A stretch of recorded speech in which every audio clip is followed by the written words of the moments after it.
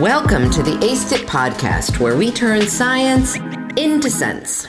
As we begin our 11th season, I wanted to let you know that JCOIN has a new O. That's right. The formerly Justice Community Opioid Innovation Network is now the Justice Community Overdose Innovation Network. Same wonderful network, same awesome podcast, but with a broader emphasis. So I am so excited that you're with us. I'm Danielle Rudes, your host, and this is ACEIT. Welcome to episode 10, the final episode of season 11 of the ACEIT podcast. On the final episode of our season on substance use disorder, overdose, and loved ones, we're talking all about support groups and treatment for the loved ones of people with substance use disorder and overdose incidents. So far on the podcast, we've touched on how substance use disorder and overdose impacts loved ones, but we haven't specifically talked about the support and treatment available for people who have lost someone to an overdose or who have family and friends struggling with addiction. Before we talk about this, let's recap what we've learned over the course of this season. On episode 1, I gave you a brief overview of the season, and I reviewed some of the research that investigates addiction, overdose, and loved ones. Then, in the next few episodes, we talked about parents' experiences, children's experiences, siblings' experiences, intimate partners' experiences, and friends' experiences.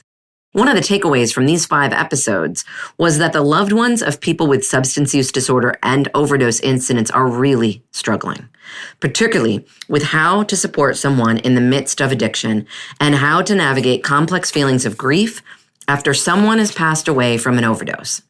Then, in the next few episodes, we talked about involving loved ones in addiction overdose treatment, having unhoused loved ones with addiction overdose incidents, and addiction and overdose in the context of rural areas.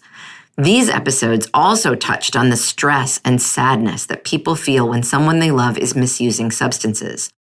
Now, we've arrived at the final episode, and it's time to talk about how we have and should support people who have a loved one with an addiction overdose incident. All right.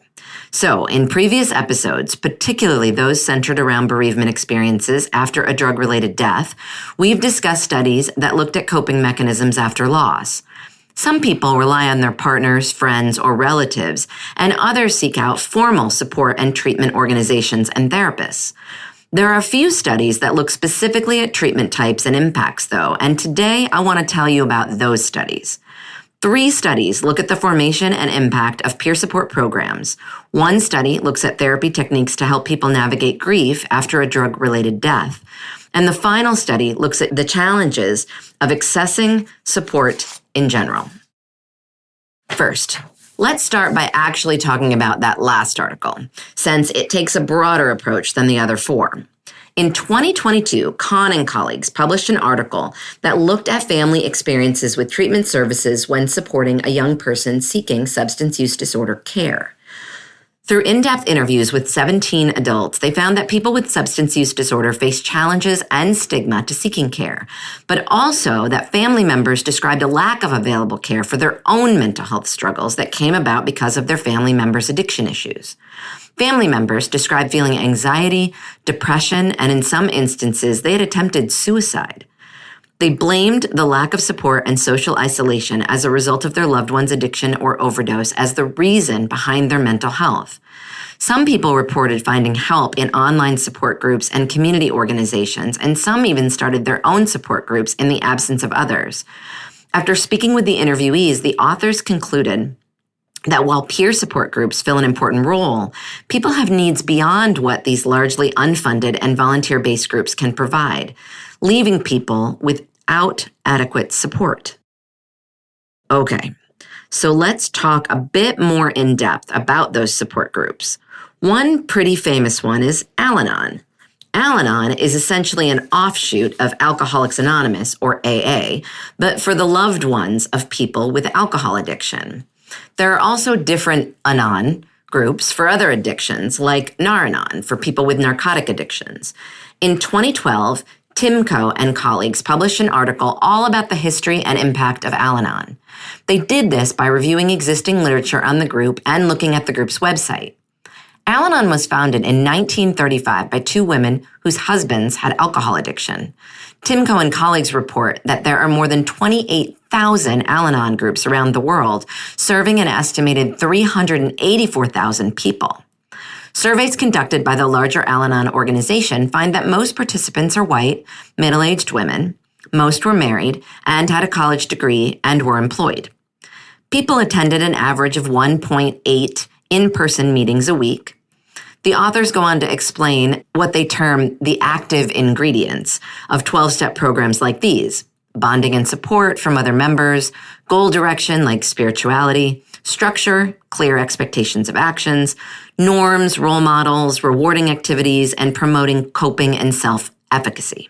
The authors also review prior published studies that have found that attending Al-Anon meetings is associated with relief from isolation and anger, increased strength and hope, and lessened thoughts of violence and suicidal ideation.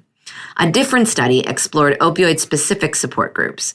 In 2017, Kelly and colleagues queried a website called learntocope.org, which advertises support groups for loved ones with people with opioid addiction. The authors surveyed 509 people who participated in both online and in-person support groups to answer 3 research questions. 1, who participates? How often and in what ways? 2, what are the demographic and clinical histories of their addicted loved ones? And 3, how do participants benefit? They found, similar to Timko and colleagues' findings, that most participants were middle-aged mothers of opioid-addicted adult male children. People attended meetings several times a month and often developed relationships with other support group members who they then spent time with outside the meetings. Their loved ones with addiction were mostly male, addicted to opioids, and many had a criminal history. Some had experienced overdose. Several participants shared that they believed the support group was helpful because it gave them a better understanding of addiction, gave them coping and communication skills, and reduced their self-blame and stress. Also, the majority of participants had received overdose Narcan training at the meeting and shared that they utilized this training repeatedly when their loved ones overdosed. The final study, Gregg and Tombaron, 2003, developed and evaluated a support group for adolescents with a sibling who used drugs. After interviewing participants, they found that group participants felt better informed, more supported, and less isolated. And parents of participants said that their children had improved communication with an understanding of their sibling who used drugs. Schools, police, and local service agencies were excited about the project and eager to be involved. Collectively, these studies show how beneficial peer support groups can be for loved ones of people who are misusing substances or who have overdosed. Okay. Finally, let's talk about therapy techniques to help people navigate grief after a drug-related death. In 2022, Sperandio and colleagues published an article that examined whether self-compassion and hope helped bereaved people with their post-traumatic growth. To do this, they surveyed 292 individuals whose loved ones had died from an overdose. Essentially, they found that while self-compassion alone aids in post-traumatic growth, hope can amplify and accelerate that process. So, okay, you might be asking, how do you get bereaved therapy clients hopeful? Well, luckily, the authors have some answers. They recommend that therapists should help their clients identify their goals and the steps they need to take to achieve them. Mindfulness practices may also be helpful, and the author suggests that therapists should bring the deceased into the conversation to inspire hope for clients, asking things such as, how do you think your loved one would respond if you accomplished your goal? Or how might your loved one, if they were still here, help you move closer to your goal? Therapists should also practice self-affirmations with their clients so that they recognize their own strength during the grieving process. Now, I'd like to argue that the findings here aren't just limited to one-on-one therapy.